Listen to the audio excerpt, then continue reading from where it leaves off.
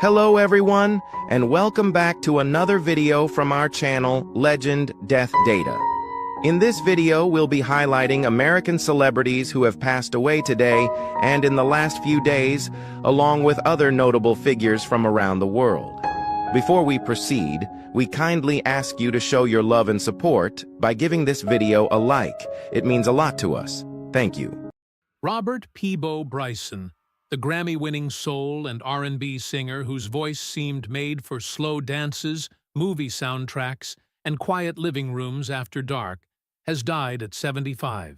His family confirmed that he passed after suffering a stroke, surrounded by loved ones. That detail hurts a little, because Peabo Bryson was never just a chart name. He was a voice people invited into private moments. Weddings, first dances, long drives, a record playing while somebody cooked dinner in the next room. If you came up through the 1970s and 1980s, you knew that sound. Smooth, but not empty. Romantic, but never cheap. He sang with Roberta Flack on "Tonight, I Celebrate My Love." And for a lot of people, that song still feels like pressed flowers inside an old anniversary card. Then came "If Ever You're in My Arms Again," "Can You Stop the Rain?" and the kind of ballads radio used to let breathe. Younger generations may remember the Disney years. Beauty and the Beast with Celine Dion. Then A Whole New World with Regina Belle. Both won Grammys, but older listeners already knew. Peabo had been carrying romance in his voice long before animated castles and magic carpets. Born in Greenville, South Carolina, he started singing as a boy and spent decades proving that tenderness could be powerful. Not loud, not flashy, just true. And maybe that is why his music lasts. Time changes the radio. It changes faces, houses, even the people sitting beside us. But a certain voice can bring a whole room back. Ann Blythe, who has died aged 98, was a popular star of MGM musicals in the 1950s, notably as Enrico Caruso's wife, Dorothy, opposite Mario Lanza in The Great Caruso, 1951. While Lanza, in the title role, did most of the singing, Ann Blythe's part enabled her to warble "The Loveliest Night of the Year," which, in the days when songs had melodies, became the smash hit of 1951. It was a turning point in her career. Though she had a trained singing voice and had appeared as a young girl with the San Carlos Opera Company, her early film career had made no use of this. Under contract initially to Universal, she was molded as that studio's rival to MGM's Judy Garland, who was then generally cast as a chirpy college kid opposite Mickey Rooney. Ann Blythe played similar roles with the youthful Donald O'Connor. She had one early stroke of luck when the veteran director Michael Curtiz cast her against type as Joan Crawford's spiteful daughter from hell in the melodrama Mildred Pierce, 1945, which she made on loan to Warner Brothers. She flounced, pouted, and spat out some memorably bitchy lines, telling her mother, "You think just because you made a little money, you can get yourself a new hairdo and some expensive clothes and turn yourself into a lady. But you can't, because you'll never be anything but a common frump, whose father lived over the grocery store and whose mother took in washing." That kind of dialogue regularly wins actresses Oscar nominations, and Ann Blythe was no exception. She was tipped as Best Supporting Actress in 1945, but lost to Anne Revere in National Velvet. She was never nominated again. Despite this early recognition, her career at this time was conspicuously short of challenging acting opportunities. After Mildred Pierce, she was seldom cast as a bad girl. An exception was Another Part of the Forest, 1948, a prequel to The Little Foxes.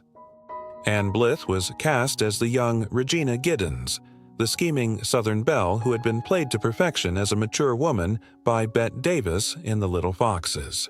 Tony Bennett, born Anthony Dominic Benedetto, the beloved American singer who carried jazz, pop standards, and old New York grace through more than 7 decades of music, has died at 96. His passing was confirmed by his representatives and family, who had already shared in recent years that he had been living with Alzheimer's disease. That made the final chapter sad, yes, but also strangely moving. Because even as memory became harder for him, the music stayed. Songs remained where ordinary words sometimes could not. For Americans who remember radio before rock took over everything, Tony Bennett was part of the furniture of life, not background noise. Something better. His voice came through in restaurants, living rooms, hotel lounges, late-night television, and record players with heavy wooden lids. I Left My Heart in San Francisco became his signature in 1962, but he was never trapped by one song. He belonged to a line that included Sinatra, Nat King Cole, Ella Fitzgerald, and the whole Grand American Songbook. He served in World War II. He saw combat in Europe. He painted. He marched for civil rights with Harry Belafonte in 1965. And somehow, after all that, he still sang like a man offering you a seat at the table. What I always admired was his refusal to cheapen the song.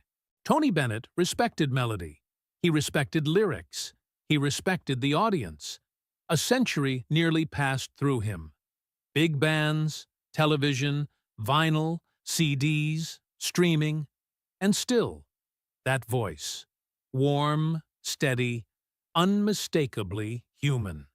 David Clayton Thomas, the unmistakable voice behind Blood, Sweat and Tears, and one of the men who helped redefine rock by blending it with jazz and soul, has died at 84. His passing was confirmed by his publicist, who said he died peacefully in Toronto. It feels like the end of another chapter from an era when bands took chances, when horns belonged in rock music, and when a powerful voice could stop you in your tracks before the first chorus was over. If you were listening to FM radio in the late 1960s and early 1970s, chances are you remember hearing Spinning Wheel and When I Die, or You've Made Me So Very Happy. Those songs sounded different from everything else. Bigger, bolder, full of energy.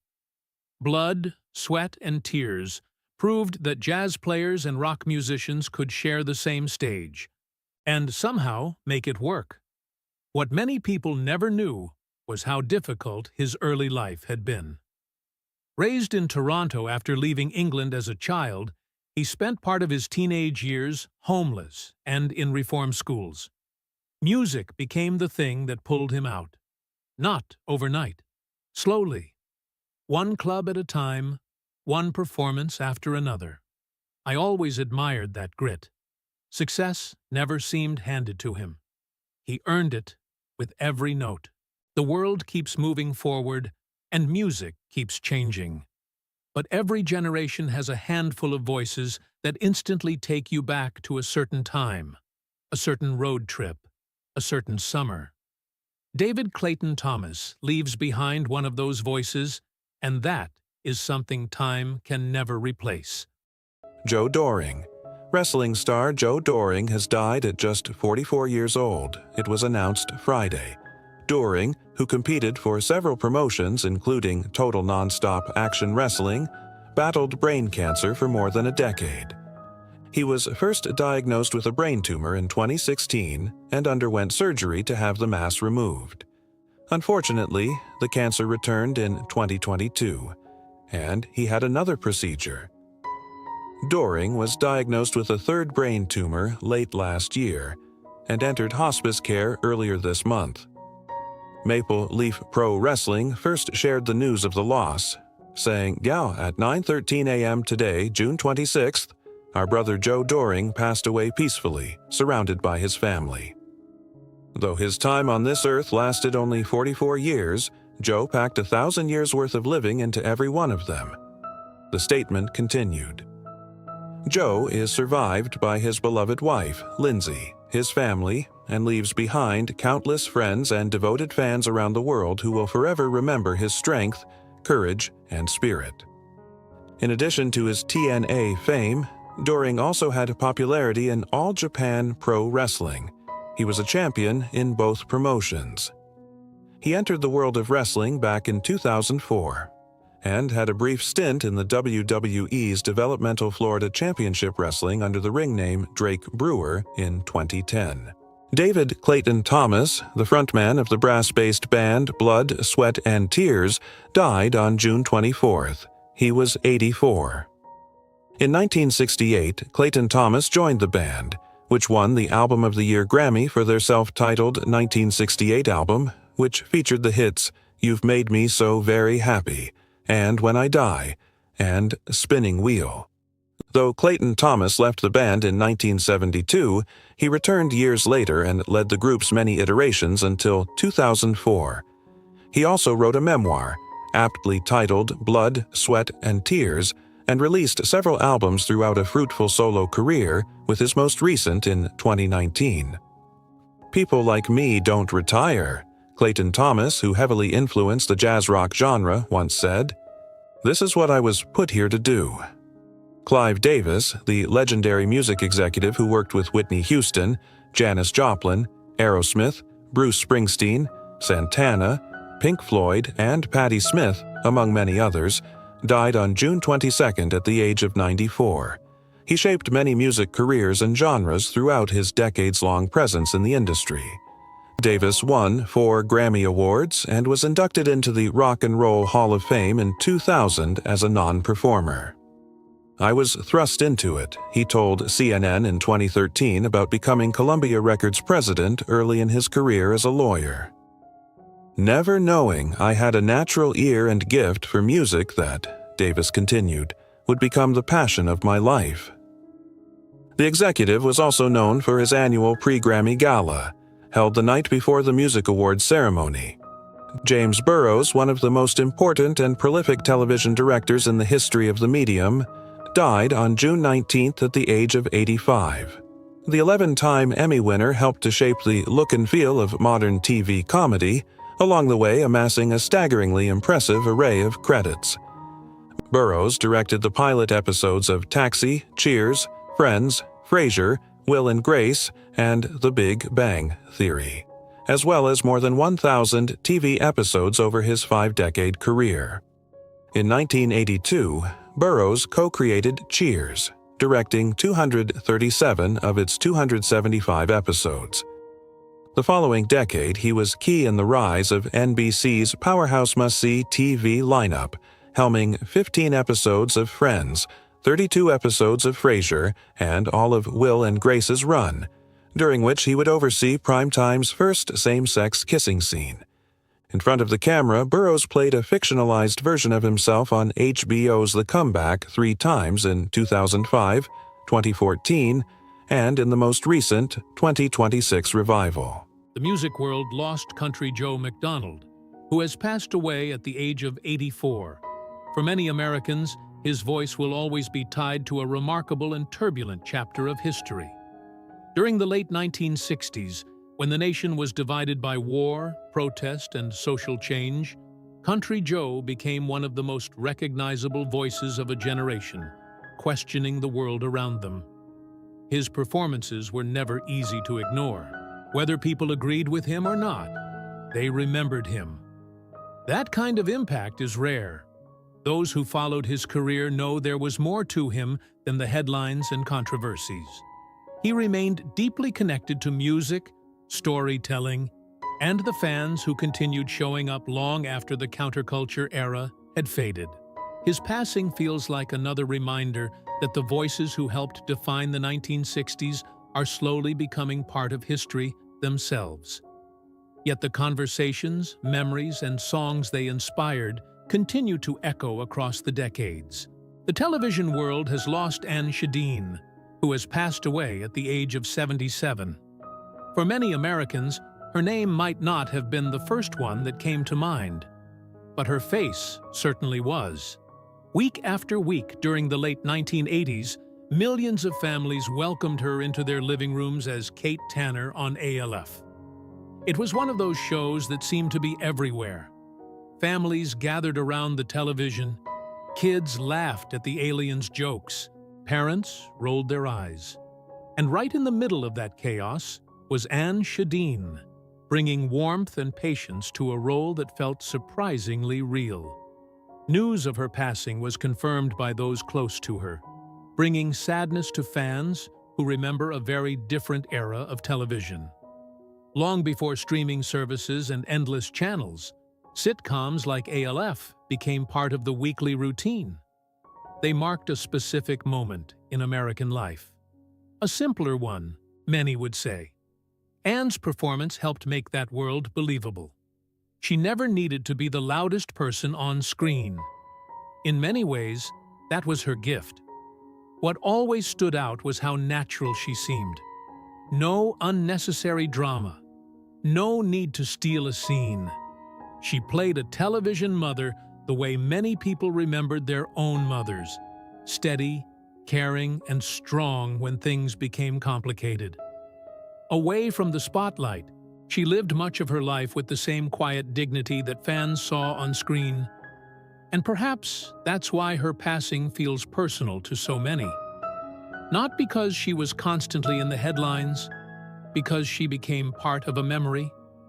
A familiar face from a time when families still gathered around one television set, sharing the same laughter. As the years pass, those memories only become more valuable. The Nashville music community lost one of its quiet giants with the passing of Jerry Kennedy at the age of 85. His name may not have appeared on every concert ticket, but for decades, his influence was woven into the sound of country music itself. As a producer, songwriter, and guitarist, Kennedy helped shape countless recordings during a period many fans still consider country music's golden age. His passing was met with heartfelt tributes from those who worked alongside him, many describing him as a steady presence in the studio and a man who cared deeply about the music. Not the spotlight, the music. For listeners who grew up during the 1960s, 70s, and 80s, there is a good chance they heard his work without even realizing it. That was often the nature of his career. He helped create the moments, while others stood at the microphone. Colleagues frequently spoke about his professionalism and calm demeanor. In an industry known for big personalities, Jerry Kennedy earned respect through consistency, talent, and years of dedication. His passing also feels like the loss of another link to the Nashville that built modern country music. The recording studios, the session players, the producers who worked behind the scenes and helped turn songs into lasting memories. As time moves forward, names like Jerry Kennedy remind us that some of the most important figures are not always the most visible. Yet their work remains, still playing through speakers, radios, and memories across America. Savannah Guthrie. A ransom note sent days after the 84-year-old mother of U.S. presenter Savannah Guthrie was abducted from her home claimed she had died, according to investigators. The note was one of two addressed to Nancy Guthrie's family and sent to news media in the days after her January kidnapping. The first demanded millions in Bitcoin for her release, but the second stated that she had died, according to sources cited by U.S. media. The note from the possible kidnappers reportedly stated they did not mean for her to die and included an apology to the family. The Pima County Sheriff's Department declined to comment on the contents of the notes, but said the investigation remains active and ongoing. On Tuesday morning, during her first appearance on NBC's Today Show since news of the second ransom note dropped, Savannah Guthrie addressed the news as tears fell from her face. The longtime television presenter again begged people with information to come forward. "Somebody knows something," she said. "We are in agony." This is a new story today that is on your radar, but this is the life we live every day, Guthrie added. When asked about the case by reporters on Tuesday, U.S. President Donald Trump said that he hopes they find her and that the Guthrie family has gone through hell. The FBI and Pima County have spent months investigating the elder Guthrie's mysterious abduction from her home near Tucson, Arizona. The music world has lost Peabo Bryson, who passed away at the age of 75, for many Americans, his voice was instantly recognizable. Warm, smooth, unmistakable. Bryson built a remarkable career spanning decades, earning Grammy Awards and becoming one of the defining voices of soul and romantic ballads. Many will remember hearing him on the radio throughout the 1970s and 1980s, while younger generations discovered him through beloved Disney soundtracks that became part of family memories. His passing feels like the loss of a familiar voice from another time, one that many never expected to say goodbye to. News of the passing of Tay Keith, who died at just 29 years old, came as a genuine shock to many across the music industry.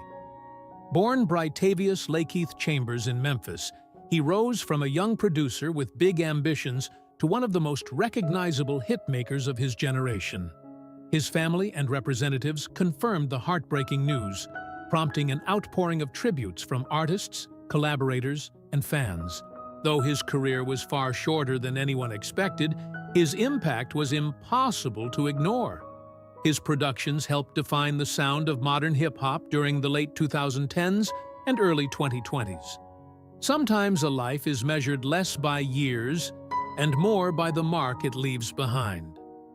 By that measure, Tay Keith leaves a remarkable legacy. The passing of Tina Turner at the age of 83 felt different from many celebrity losses. For countless Americans, she wasn't simply a singer. She was a symbol of perseverance, reinvention, and pure determination. Her family confirmed the news, and tributes quickly arrived from around the world. Yet for many older fans, the first reaction was personal. Memories came flooding back. The electrifying performances of the 1960s, the powerhouse voice that dominated radio stations, the remarkable comeback in the 1980s that few people saw coming. There was something extraordinary about Tina's story. After years of struggle and personal hardship, she rebuilt her career when many in the industry had already counted her out. Then came hits like What's Love Got to Do With It, and sold-out arenas packed with fans who admired not only her talent, but her resilience. What made her especially beloved was that strength never seemed manufactured. It felt earned.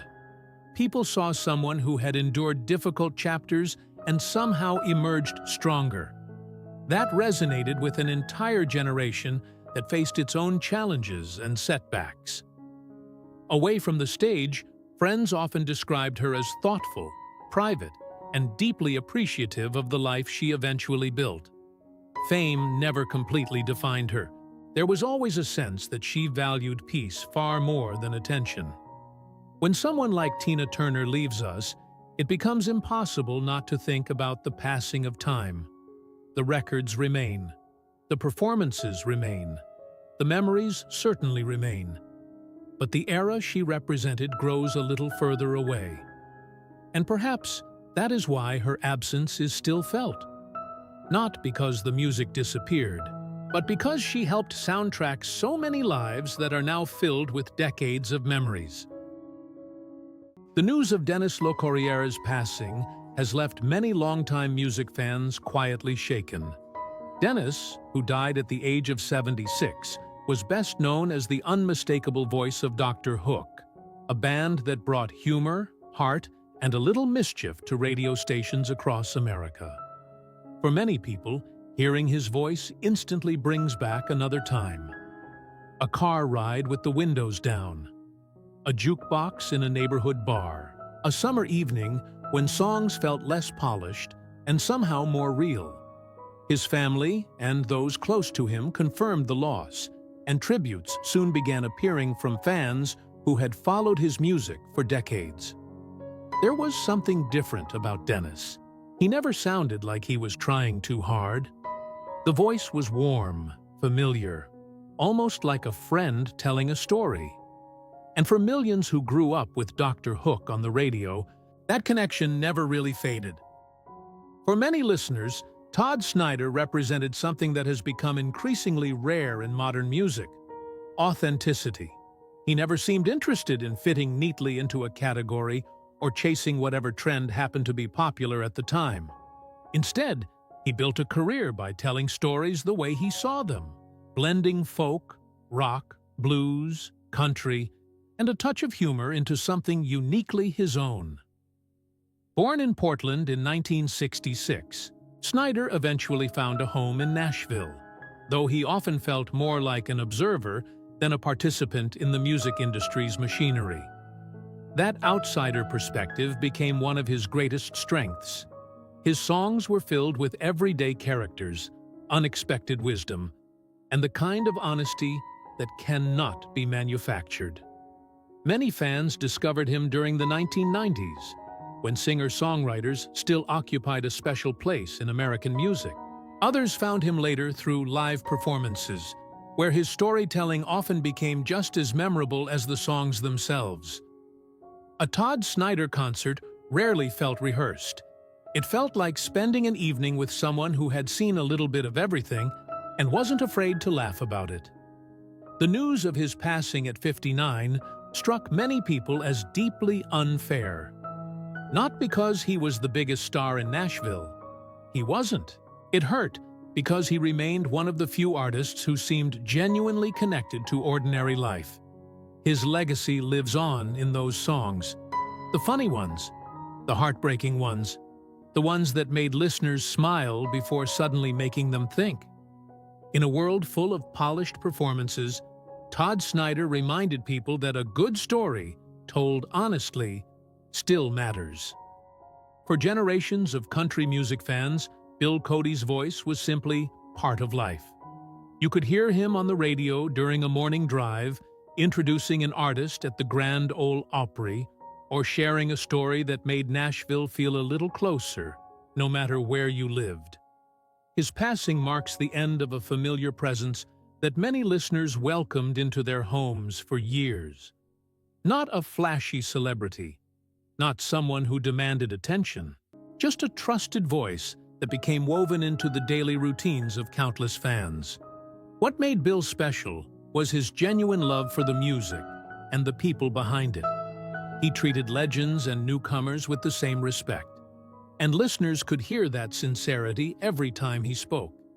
The microphone may be silent now, yet for those who spent decades listening, the memories remain. And sometimes, that is how a life continues long after the broadcast ends.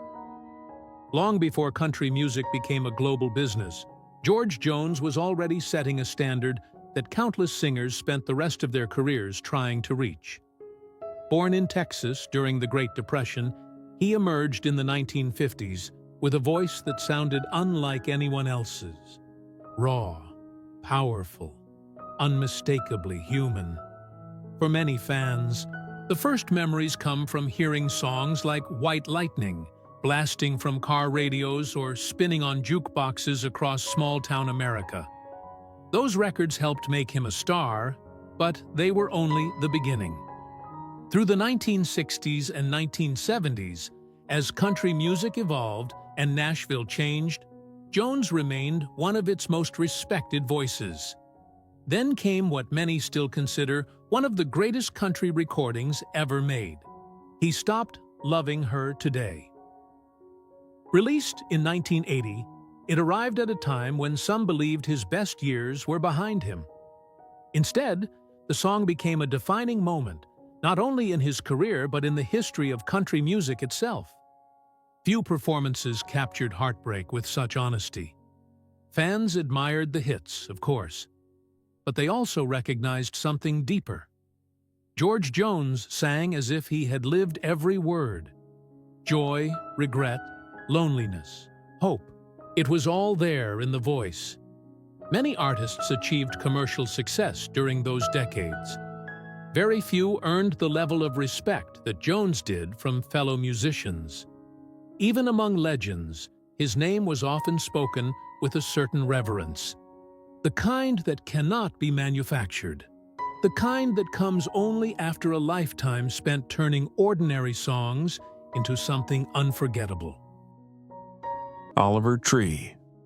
YouTuber KSI has paid an emotional tribute to U.S. singer and legend Oliver Tree, who is believed to have died after 2 helicopters collided in Rio de Janeiro. The American singer-songwriter, who collaborated with KSI on the song Voices and is known for the track Miss You, was listed as being on board a helicopter that crashed over the Brazilian city on Sunday morning. He is believed to be one of 6 people who were killed when the 2 helicopters collided over Rio de Janeiro and crashed in the city's western zone, firefighters said. Rio de Janeiro's military fire department said one of the helicopters crashed into a car dealership where several electric vehicles were parked, igniting a fire that was extinguished. Tree was on the list of passengers handed to aviation authorities, the police have said, but they have not been able to identify the bodies of those killed in the crash. In a post shared on X, Britain's Got Talent judge KSI said, "Can't believe I'm actually having to type this. You're 32, man. You should still be here. You still had so much life to live, so much music to make, so much content to make. You're a legend and will always be a legend. Still doesn't feel real, genuinely feels sick. I love you, bro." The 32-year-old was only weeks into his world's first world tour, where he had planned to play shows on all 7 continents. He performed in Buenos Aires, Argentina, on June 4th, and on Saturday shared a video on his Instagram playing football in a Brazilian neighborhood. Tree was due to play more than 70 shows across 30 countries, including the UK, with dates scheduled in Glasgow, Manchester, and London in September. Recognizable by his signature bowl cut, Tree was known for his songs Life Goes On and When I'm Down. He released his 4th studio album, Love You Madly, Hate You Badly, in April. Jean Shalit, the popular film critic who spent decades with Today, has died. He was 100 years old. In a statement to NBC News on June 12th, Shalit's family said he passed away peacefully today after 100 years of an amazing life. Born March 25, 1926, Shalit was an instantly recognizable personality. Along with his distinctive handlebar mustache, poofy hair, eyeglasses, and bow ties, he is best remembered for his love of puns while doing reviews on the show's Critics' Corner segment. A graduate of the University of Illinois, Shalit became a part-time Today personality in 1970 and was elevated to a full-time role in 1973, replacing Joe Garagiola. He remained with the show until he retired in 2010. "It's enough already," he said in a statement announcing his retirement. In addition to his reviews, Shalit interviewed scores of celebrities during his Today tenure. His 1979 sit-down with Carol Channing is best remembered for the actor telling a story about having trouble understanding the British accent that left him in tears from laughing so hard. "What's the matter with him?" a smiling Channing said as Shalit tried to gather himself.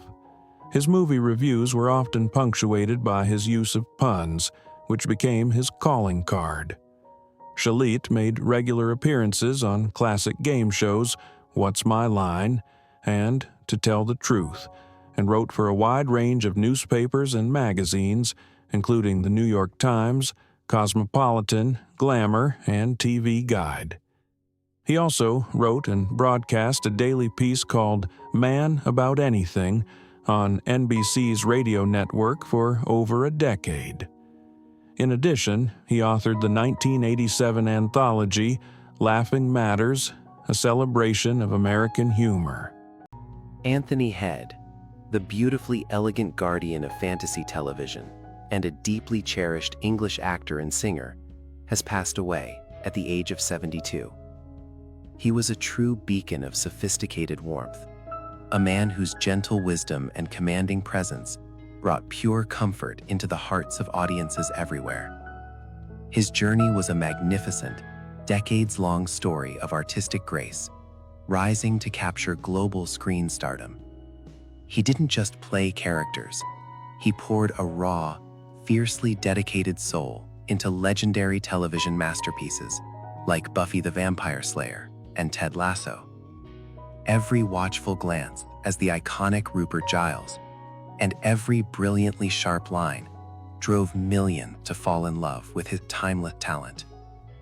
Now, the library archives have softly quieted, and a remarkably vibrant life has taken its final bow.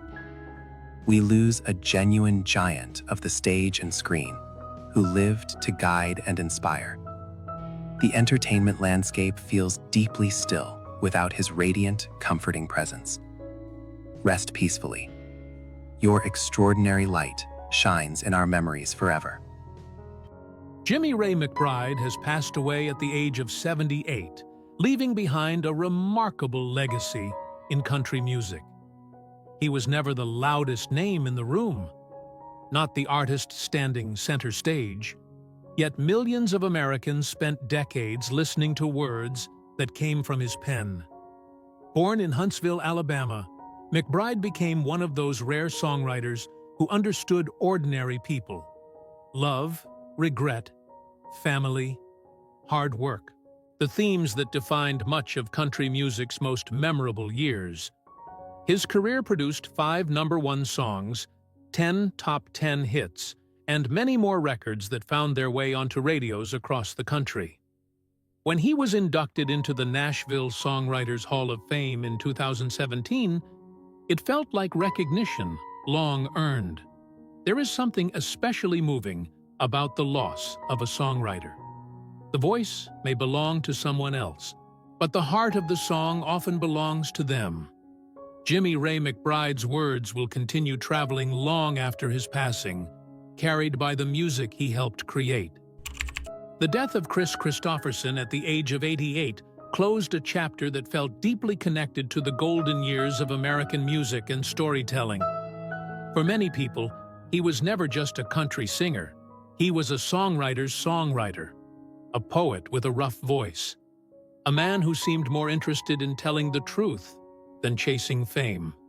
His family confirmed that he passed away peacefully, surrounded by those closest to him.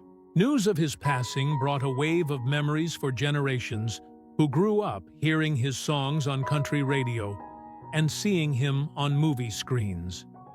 Born in Brownsville, Texas, Kristofferson became one of the defining voices behind the country music revolution of the late 1960s and 1970s. His friendships and collaborations with legends such as Johnny Cash, Shel Silverstein, and Fred Foster helped shape an era that many fans still consider country music's finest. What always stood out was his humanity. He served in the military, studied at Oxford, and could have chosen a very different life. Instead, he followed music, often facing uncertainty along the way. That decision gave the world songs that felt honest and lived in. Many also remember him from films throughout the 1970s and 1980s. Yet, even after Hollywood success, he never seemed far removed from the songwriter carrying a notebook and searching for the next line. As time moves forward, voices like Kristofferson's become rarer. Not because of talent alone, but because authenticity cannot be manufactured. His songs remain. So do the stories. And for many Americans who lived through those decades, hearing his voice still feels like hearing an old friend. The passing of James Handy at the age of 81 closes the chapter on a career that many Americans experienced without always knowing his name. Yet his face was familiar, very familiar. His family confirmed his passing, and for countless viewers, it brings back memories of decades spent in front of television sets and movie screens. James Handy was one of those dependable actors who seemed to be everywhere, not chasing celebrity, just doing the work. If you watched television in the late 1970s, the 1980s, or the years that followed, chances are you saw him more times than you realized. He appeared during an era when character actors helped give stories their texture and realism, the kind of performers who made a scene feel believable the moment they stepped into it. Many will remember seeing him in films like Arachnophobia, Jumanji, and later in Top Gun: Maverick. Others may recognize him from countless television appearances spread across nearly 5 decades.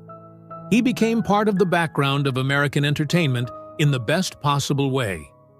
What stands out now is his consistency. Year after year, decade after decade.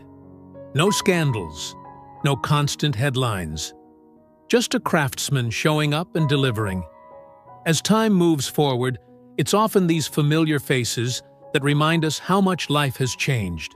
We may not remember every character James Handy played, but we remember where we were when those movies aired, who was sitting beside us, and the years that seemed like they would last forever. The passing of Melba Montgomery at the age of 86 marks the loss of a voice that belonged to one of country music's most cherished eras. Her family confirmed the news, and for many longtime fans, it feels like saying goodbye to a familiar friend from country radio's golden years. Back in the 1960s and 1970s, her duets with George Jones became favorites across America.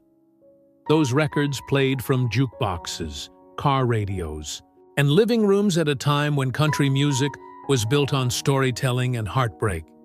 Real songs, real emotions.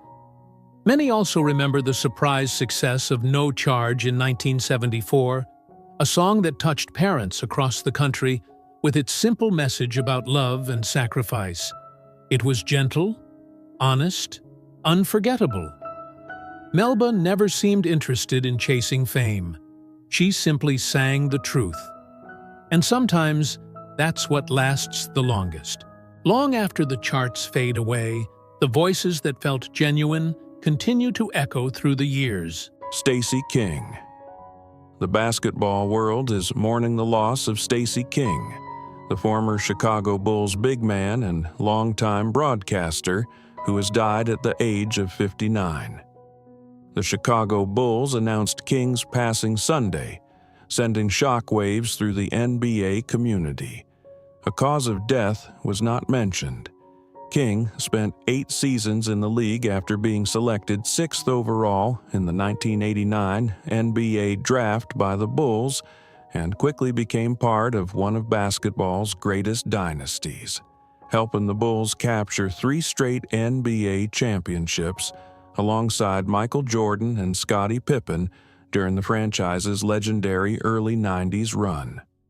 After his time in Chicago, King went on to play for several NBA teams, including the Minnesota Timberwolves, Miami Heat, Dallas Mavericks, and Boston Celtics before wrapping up his professional playing career. While King earned 3 championship rings as a player, many younger fans came to know him as the unmistakable voice of Bulls basketball. Following his playing days, he became a fan-favorite broadcaster, known for his energetic calls, memorable catchphrases, and larger-than-life personality behind the microphone. Many remember King not only for his role on championship teams, but for the passion and humor he brought to every Bulls broadcast. Patrick Godfrey. Patrick Godfrey, the actor known for roles in Ever After, 1998, and Les Miserables, 2012, has died. He was 93. The actor's London-based agency, Markham, Froggatt, and Irwin, announced that Godfrey died peacefully at home, surrounded by his family on Thursday. It is with great sadness that we can confirm Patrick Godfrey passed away last night. They said in a statement, adding, "Patty was an exceptionally talented actor and a remarkable individual, and we will miss him greatly." Born February 13, 1933 in London, Godfrey won a Carlton Hobbs Bursary Award in 1956 earning him a 6-month contract with BBC's radio drama company. He made his on-screen debut in a 1959 episode of Sunday's Child. Godfrey appeared in multiple TV shows over the decades, including Doctor Who, Midsummer Murders, Doc Martin, and His Dark Materials. His film credits include roles in A Room with a View, 1985, Ever After, 1998, The Count of Monte Cristo, 2002, The Importance of Being Earnest, 2002, Oliver Twist, 2005, The History Boys, 2006, The Duchess, 2008, Breathe, 2017, and Mowgli, Legend of the Jungle, 2018.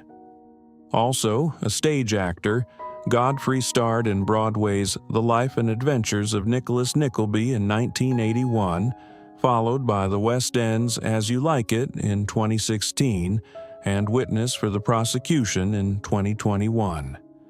Additionally, he provided voiceovers on the video games BioShock 2, 2010, Red Dead Redemption, 2010, and Red Dead Redemption 2018. Godfrey is survived by actress-wife Amanda Walker and their 2 children. Ned Jarrett. Today's news that NASCAR Hall of Famer Ned Jarrett had died at age 93 felt like losing a longtime close friend, albeit one you never met in person, but was in your living room most Sundays for decades. If you grew up a fan of NASCAR in the 80s and 90s, the era that really helped set the table for the sport's peak in national prominence that would follow, you enjoyed great on-track battles between the likes of all-timers Dale Earnhardt, Darrell Waltrip, Rusty Wallace, Bill Elliott, and then Jeff Gordon, to name a few. Ned was in the TV booth for so many of the formative moments of that time, either on CBS with Ken Squire and company for the Daytona 500, or, much more frequently with Bob Jenkins and Benny Parsons on ESPN, a trio that to this day is still revered, despite being 26 years since they last called a race together. A decade ago, when Ned and Dale Jarrett joined Ken Squire for NBC's throwback Southern 500 telecasts, it was remarkable that Ned hadn't missed a beat. Ned's cool, calculating style helped him to 2 championships as a racer. That same style, plus his ability to clearly communicate complex things, helped translate his sport to fans who were discovering it for the first time through TV. Thinking back on it today, what stands out is his versatility. He was an analyst with the broadcasting range that many career announcers don't even have.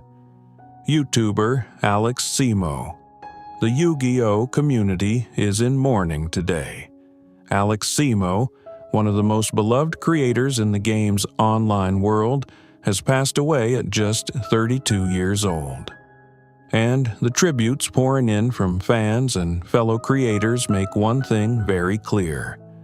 This loss goes far deeper than just losing a YouTuber. For those who don't know Alex, here's a quick picture of who he was. He built a YouTube channel from the ground up, centered entirely around Yu-Gi-Oh!, the card game he fell in love with as a kid. Deck profiles, competitive breakdowns, community series. Over the years, he grew that channel to over 300,000 subscribers. Not through flashy gimmicks, just genuine passion for a game he truly loved. His mother confirmed his passing in a LinkedIn post, writing that Alex left them after a hard-fought battle with stage 4 colon cancer.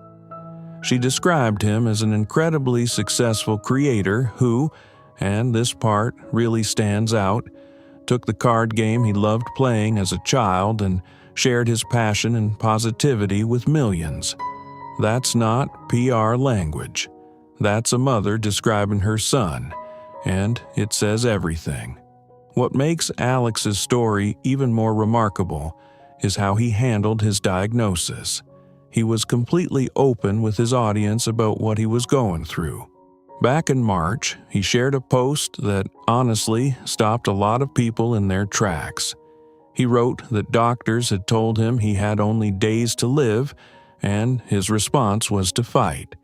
His words, "I fought and fought and fought harder than anything I've had to fight for in my entire life." He didn't just fight for himself either. Alex raised tens of thousands of dollars for the Crohn's and Colitis Foundation and volunteered his time toward finding a cure. And shortly before his passing, he gave away most of his card collection, valued at over $10,000. Just gave it away. Alex Zemo is survived by his wife, his family, and a community of hundreds of thousands of people whose love for this game was made better because of him. He spent over a decade showing up for that community, and in his final chapter, he showed what real courage looks like. Rest easy, Alex. The community you built isn't going anywhere. The music world has lost Peabo Bryson at the age of 75, a voice that seemed to glide effortlessly through some of the most memorable songs of the last half-century. His passing was confirmed by those close to him, bringing sadness to fans who grew up hearing that unmistakable blend of soul, warmth, and quiet power. For many Americans, especially those who remember radio in the 1970s, 1980s, and 1990s, Bryson's voice was simply part of life.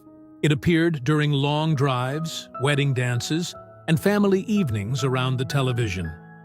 Later generations discovered him through beloved Disney films, where songs like Beauty and the Beast became woven into family memories. What always stood out was his sincerity. No unnecessary drama. Just a man who let the music speak. As the years move faster and more familiar voices leave us, artists like Peabo Bryson remind us how deeply a song can become part of a lifetime. The news of Foster Silver's passing at the age of 64 has left many longtime music fans quietly reflecting on just how quickly the years have gone by. Known as a singer, songwriter, producer, and one of the most talented members of the Silvers, Foster was part of a musical family that helped shape the sound of the 1970s. His family confirmed the loss, bringing an end to a career that began when he was still a child. For many Americans who grew up during that era, his voice is tied to memories of transistor radios, weekend television appearances, and a time when family groups could dominate the charts with pure talent and undeniable charm.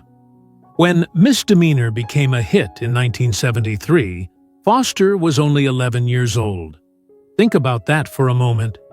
Most children were worried about homework or Little League. He was performing for national audiences and carrying himself with a confidence far beyond his years. It was remarkable then, and it still feels remarkable now. What many people admired was not only the music, it was the sense that the Silvers were genuinely connected as a family. Through changing trends, industry pressures, and decades of life experience, Foster remained closely tied to the musical roots that first introduced him to the world. There is something especially sad about losing artists from that generation. They remind us of summer afternoons, family gatherings, and songs that somehow stayed with us long after the radio stopped playing them. Foster Silvers leaves behind recordings, memories, and a chapter of American music that cannot be recreated. Time moves on. It always does. Yet certain voices continue to echo long after they are gone. The passing of Robert Carradine at the age of 71 marks the end of a career that stretched across some unforgettable decades of American film and television. For many people, his face instantly brings back memories of movie theaters in the late 1970s and 1980s, when a new generation of actors was finding its place in Hollywood while audiences packed cinemas every weekend. His family confirmed the news, and for those who followed his work over the years, It feels like another reminder that the era many of us grew up with is slowly becoming part of history. Robert came from one of Hollywood's most recognized acting families, but he never seemed interested in simply living off the family name. He built his own path. Many viewers remember him from Revenge of the Nerds, a film that became one of the defining comedies of the 1980s. It was the kind of movie quoted in school hallways, college dorms, and family living rooms for years afterward. Whether people loved it or criticized it, they remembered it. There was something approachable about him. He never carried himself like an untouchable movie star. Even when appearing alongside bigger names, he often felt like the person audiences could relate to. The underdog, the outsider, the guy trying to find his place. Away from the screen, he experienced the same ups and downs that come with a long life and a long career. Success, setbacks, family, change. The things that eventually touch everyone. When actors like Robert Carradine leave us, it is not only a performer we lose, it is a connection to a particular time in American culture. A Saturday night movie, a rented VHS tape, a familiar face appearing on the television after dinner. Those moments fade, but somehow they never disappear completely.